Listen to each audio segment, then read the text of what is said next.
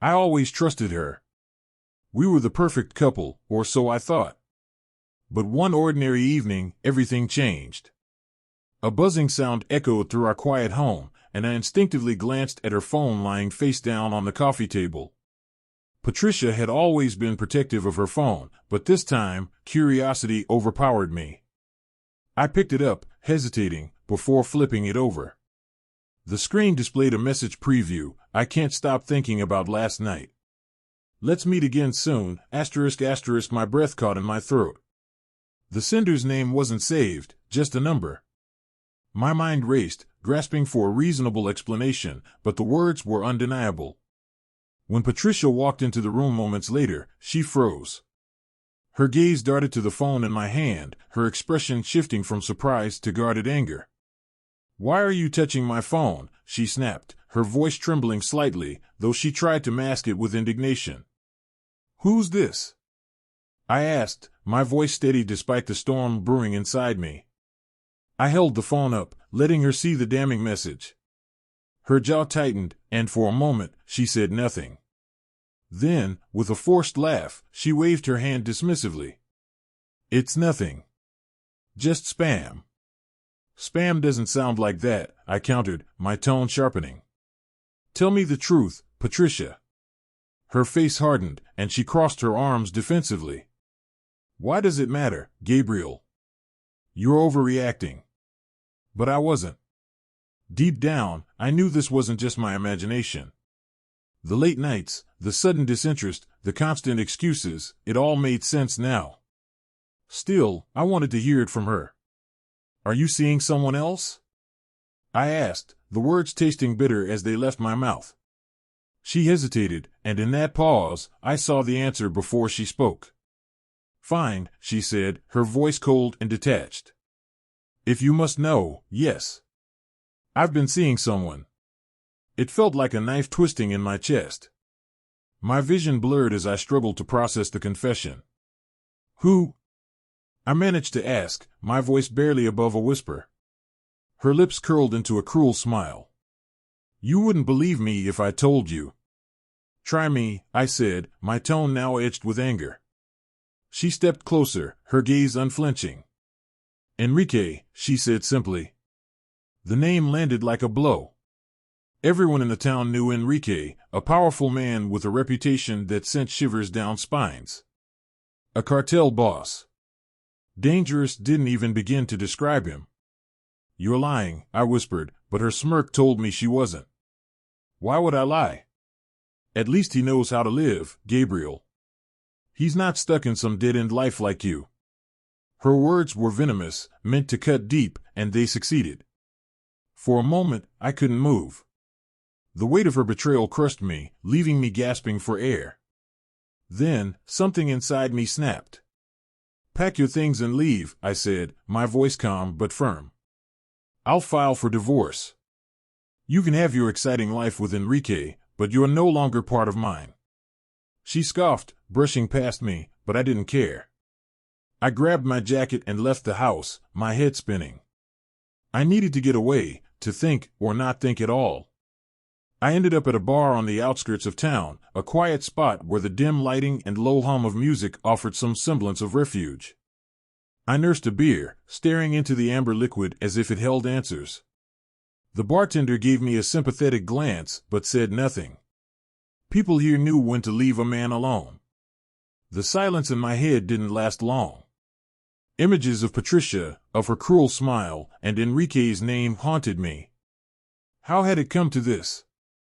How had I not seen the signs? Then, chaos erupted. The screech of tires outside barely registered before the doors slammed open, and the unmistakable sound of gunfire shattered the air.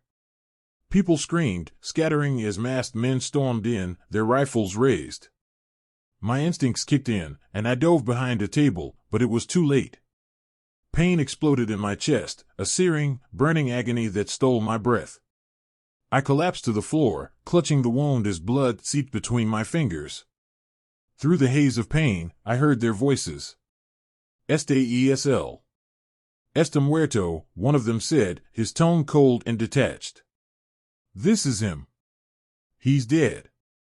Darkness swallowed me, but even as consciousness slipped away, one thought burned in my mind: this wasn't the end. When I woke up, the world was a blur of sterile white and muffled sounds. My chest throbbed with a deep, relentless pain, each breath a battle. It took a moment for my vision to adjust, and when it did, I saw a nurse leaning over me, her face lined with concern. "You're awake," she said softly, her voice both a relief and a warning. "Don't try to move too much. You've been through a lot." Before I could ask any questions, the door to the room opened, and a man I didn't recognize stepped in. He was tall, dressed in a sharp, dark suit that seemed completely out of place in the hospital. His expression was unreadable, but his presence carried an authority that instantly put me on edge. "Senor Lopez," he said, his tone calm but firm. "We don't have much time. You're coming with me." "What?" I croaked, my voice weak and strained. "Who are you?" He ignored my question, gesturing to two other men who entered the room behind him. One was carrying a stretcher.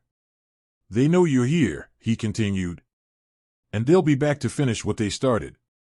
We need to move now." I tried to protest, but the pain in my chest was overwhelming, leaving me with little choice. The men worked quickly, lifting me onto the stretcher with practiced efficiency. The nurse watched in stunned silence as they wheeled me out of the room and down a dimly lit corridor. The next few hours were a haze. The rumble of an engine, the jostling of the stretcher, the sharp smell of antiseptic mixed with something metallic, all of it blended together in my mind. Every time I tried to stay conscious, the exhaustion pulled me back under. When I finally woke again, I was in a completely different place. The room was dimly lit, the walls a muted gray. It wasn't a hospital, that much was clear. The hum of machines filled the air, and the faint scent of alcohol lingered. My chest ached, a reminder of how close I'd come to death. "You're lucky to be alive," a familiar voice said, pulling me from my thoughts. I turned my head slowly and froze. Sitting across from me was a man I hadn't seen in years, someone I'd hoped never to see again. "Raul," I whispered, my throat dry. The name felt foreign on my tongue, like a ghost from another life. He smiled faintly, though it didn't reach his eyes. "It's been a while, Gabriel. What are you doing here?" I asked, my voice hoarse. He leaned back in his chair, studying me. "Saving your life, apparently. You've made some powerful enemies, my friend." "I didn't ask for this," I snapped, though the effort left me wincing in pain. "I left all of that behind." Raul's smile faded, replaced by a hard, cold expression. "You might think you left, but the past has a way of finding you. Especially when you cross someone like Enrique." The name sent a fresh wave of anger and pain through me. "This is because of Patricia," I said, my voice trembling with a mix of fury and despair. "She's the one who—" "Patricia was just the spark," Raul interrupted. "The fire was already there. Enrique sees you as a threat now, whether you want to be or not." I stared at him, trying to process his words. The truth was as clear as the scar across Raul's cheek, a remnant of battles fought in the shadows. He was right. It didn't matter what I wanted.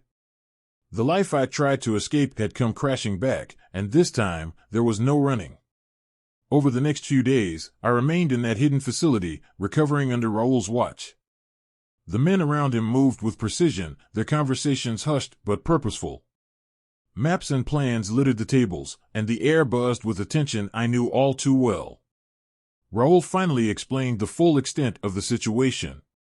"Enrique made a mistake," he said one evening, his tone cold and deliberate. "He thought he could take you out and walk away. He underestimated who you are." "I'm not that person anymore," I said, shaking my head. The nickname he used, the one I'd spent years trying to forget, hung heavy in the air. "El Ferraz is gone. I left him behind." Raul leaned forward, his eyes narrowing. "You might think you did, but the world doesn't forget. Enrique didn't just try to kill you, he declared war. And now, we're going to finish it."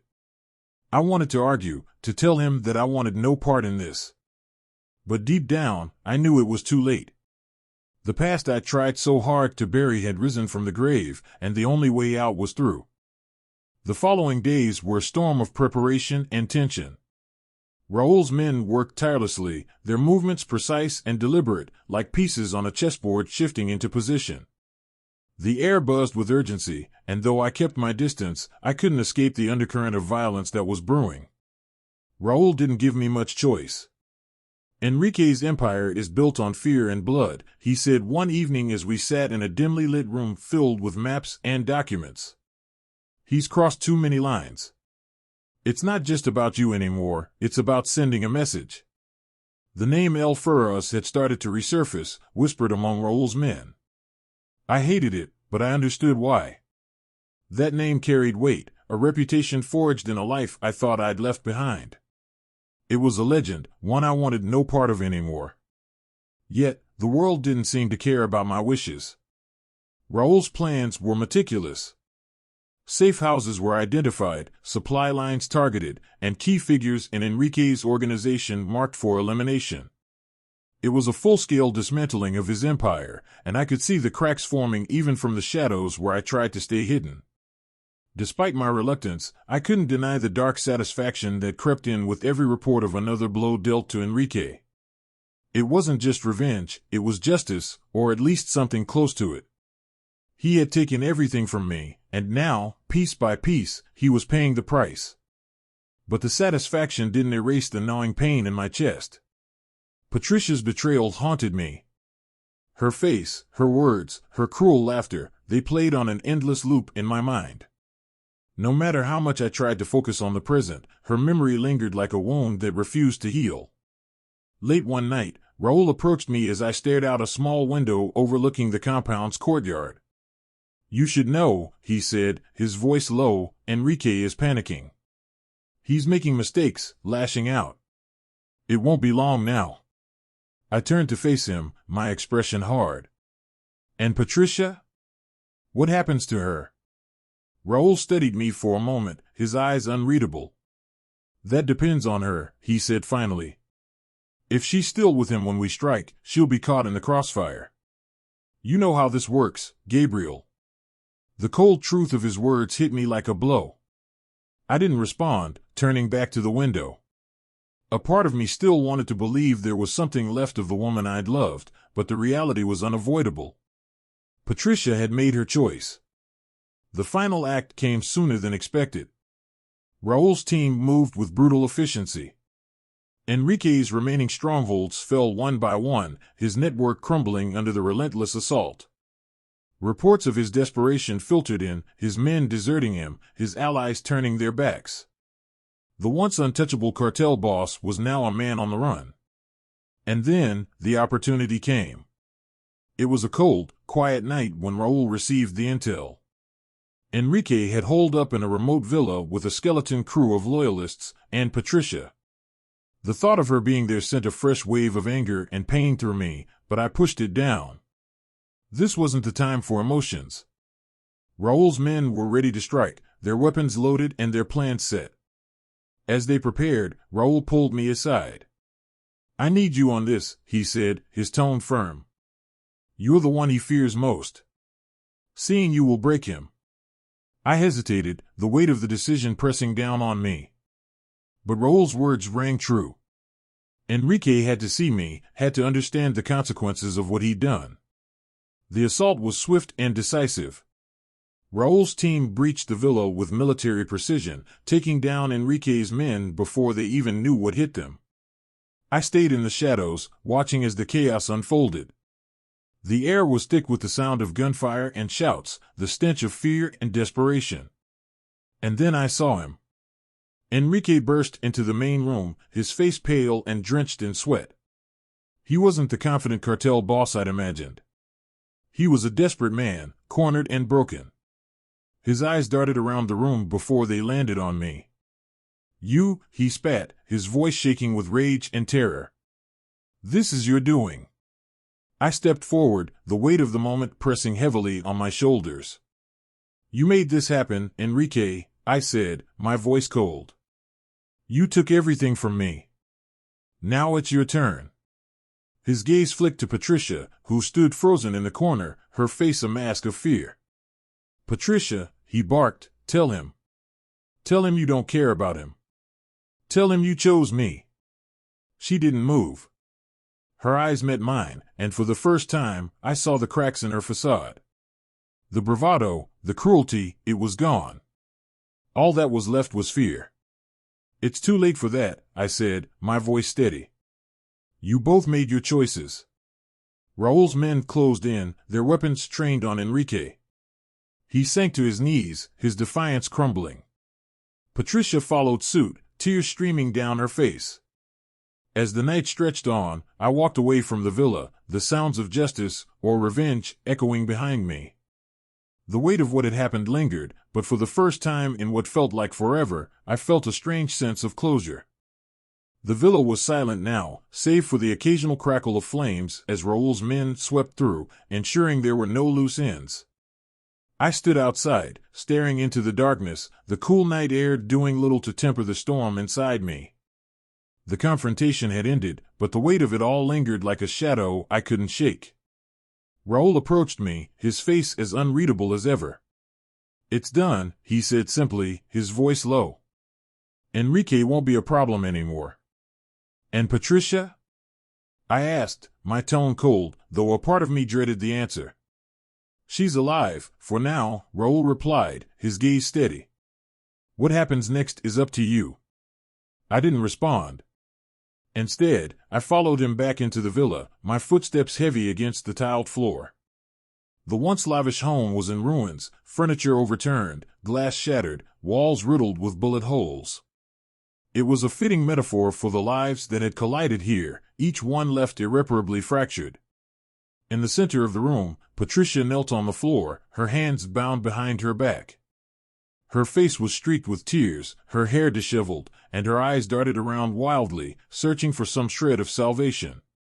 When she saw me, her expression crumbled, the defiance I had once known replaced with raw, unfiltered fear. "Gabriel," she sobbed, her voice trembling. "Please, please, I didn't mean for any of this to happen." I stepped closer, each movement deliberate. She flinched, her body trembling as she tried to back away, but there was nowhere for her to go. "Didn't mean for this to happen?" I repeated, my voice low and steady. "You betrayed me, Patricia. You chose him." Her head shook violently, tears spilling freely down her cheeks. "I was wrong. I didn't know what I was doing, I was stupid, selfish. But I never wanted it to end like this." I knelt in front of her, leveling my gaze with hers. "And yet here we are." For a moment, the room seemed to hold its breath. Her sobs filled the silence, and I could feel the eyes of Raúl's men on us, waiting for my decision. Patricia's life was in my hands now, and she knew it. "You played with fire, Patricia," I said finally, my tone colder than I thought possible. "And fire always burns." "Please," she whispered, her voice barely audible. "I'll do anything. Just let me go." I stood, turning to Raúl. "Take her," I said. "Get her out of my sight." Patricia's cries grew louder as Raúl's men moved in, dragging her to her feet. She struggled against them, pleading with me, but I didn't look back. I couldn't. The person I had once loved was gone, replaced by a stranger who had destroyed everything we had built. As they led her away, Raúl lingered beside me. "You did the right thing," he said, though his tone suggested he didn't believe it any more than I did. "Did I?" I asked, my voice hollow.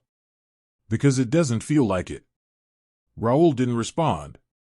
He simply clapped a hand on my shoulder before walking off, leaving me alone in the wreckage of what had once been a life I thought was mine. The weeks that followed were a blur. Enrique's empire crumbled completely, his remaining allies scattering like rats from a sinking ship. Raúl and his men made quick work of what was left, ensuring there would be no resurgence, no retaliation. For all intents and purposes, the war was over. But for me, the scars remained. I left the region, disappearing into the anonymity of a small, quiet town far from the chaos. I took up work as a mechanic again, burying myself in the simplicity of engines and machines. It was easier that way, easier than confronting the ghosts that still haunted me. Patricia's fate was a mystery. Raoul had assured me she would be dealt with, but I didn't ask for details. I didn't want to know. All I knew was that she was gone, and with her, the last ties to the life I had once known. Yet, even in the quiet of my new existence, the past lingered. The name El Furros still echoed in whispers, a legend that refused to die. And though I had tried to leave it all behind, I knew deep down that some shadows were impossible to escape. One evening, as I locked up the small garage where I worked, I felt it again, that familiar, nagging feeling of being watched. My heart quickened, and my hand instinctively moved toward the wrench on the counter. Slowly, I turned, scanning the dimly lit street. At first, there was nothing. Just the stillness of the night and the distant hum of a passing car. But then, in the corner of my vision, I caught a flicker of movement. A figure stepped out of the shadows, their face obscured by the hood of a jacket. Gabriel Lopez, the figure said, their voice calm and measured. Or should I say, El Furros? The name sent a chill down my spine, but I didn't flinch. Depends on who's asking, I replied, my grip tightening on the wrench. The figure chuckled softly, the sound low and unsettling. Let's just say, I'm someone with unfinished business. And your name is at the top of the list. As they stepped closer, the dim light revealed a face I didn't recognize, but the sharp glint in their eyes told me everything I needed to know. The past wasn't done with me, not yet. And this time, there would be no running. The figure took another step forward, their presence heavy with unspoken intent. I tightened my grip on the wrench, my heart pounding, though my face remained impassive. Whoever this was, they weren't here by chance. You've got my attention, I said evenly, my voice steady. Now tell me, what do you want? The figure lowered their hood, revealing a young woman with sharp, calculating eyes. Her dark hair was tied back, and there was a faint scar along her jawline, a mark of a life lived in the shadows. She steadied me for a moment, as if deciding whether I was worth her words. My name is Elena, she said finally, her voice smooth but laced with steel. I worked for Enrique. Her words hit like a whip, though I didn't let it show. If you're here for revenge, you're wasting your time. Enrique's empire is gone, and so is he. Her lips curled into a faint, humorless smile. I'm not here for revenge, Gabriel. I'm here because Enrique left something behind, something dangerous. And you're the only one who can stop what's coming. I frowned, my grip loosening slightly. You're going to have to be more specific. Elena stepped closer, her voice dropping to a near whisper. Before his fall, Enrique set plans in motion to secure his power beyond his death. He knew his enemies would come for him, so he created a contingency, a network of alliances, bribes, and blackmail that would trigger chaos if anyone tried to dismantle what he built. And you're just telling me this now? I asked, my tone sharp. Why not handle it yourself if you were part of his operation? Her jaw tightened, and for the first time, I saw a flicker of vulnerability in her eyes. Because I don't have the resources, and I don't have the reputation. But you? They still whisper your name. They still fear you. I exhaled slowly, running a hand through my hair. I had wanted to leave all of this behind, to bury El Furros for good. But it seemed the past was determined to drag me back into its grip. What exactly are you asking me to do? I said finally. Elena glanced around, as if ensuring we were alone, before pulling a small envelope from her pocket. She handed it to me, her fingers brushing mine briefly, and I caught the faint tremble in her hand. This is everything I have, she said. Names, locations, codes, it's all there. Enrique's network is still alive, and if we don't shut it down, it'll destabilize the entire region. Innocent people will pay the price. I opened the envelope, glancing at the papers inside. Names I recognized, places I had tried to forget. It was a map of chaos, a roadmap to destruction that Enrique had carefully crafted. My stomach twisted as I realized how deep his reach truly went. And if I say no? I asked, my voice low. Elena's expression hardened. Then it all burns.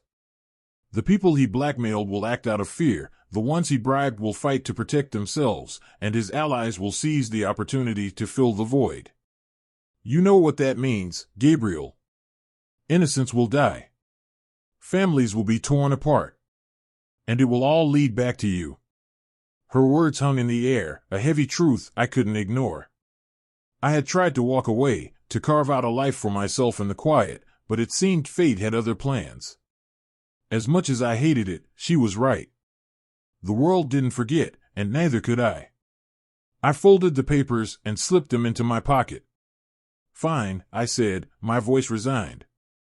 I'll help you. But understand this, I'm not doing this for Enrique, or for you. I'm doing it to end this once and for all. Elena nodded, a flicker of relief crossing her face. That's all I need. As she turned to leave, I called after her. One more thing. She stopped, glancing over her shoulder. What? If you're lying to me, if this is some kind of trap, my voice trailed off, the threat clear in my tone. She met my gaze, her expression unreadable. I'm not lying. But if I were, I'd be more worried about what's coming for both of us. With that, she disappeared into the shadows, leaving me alone in the dimly lit street. I stood there for a long moment, the weight of the envelope in my pocket a stark reminder of the life I had tried to leave behind. When I finally returned to my small apartment, I spread the documents across the table, my mind racing. The names and places on the list weren't just familiar, they were personal. Men I had once worked with, locations where I had fought and bled. It was as if Enrique had planned this just to pull me back in, even from beyond the grave. The thought made my blood boil, but I pushed the anger down. If I was going to do this, I needed to be smart. I needed to be El Ferraz again, not for vengeance, but to put an end to the chaos once and for all. I leaned back in my chair, staring at the papers as the night stretched on. The path ahead was clear, and it wasn't going to be easy. But then again, nothing ever was in this world. The days that followed were a whirlwind of preparation.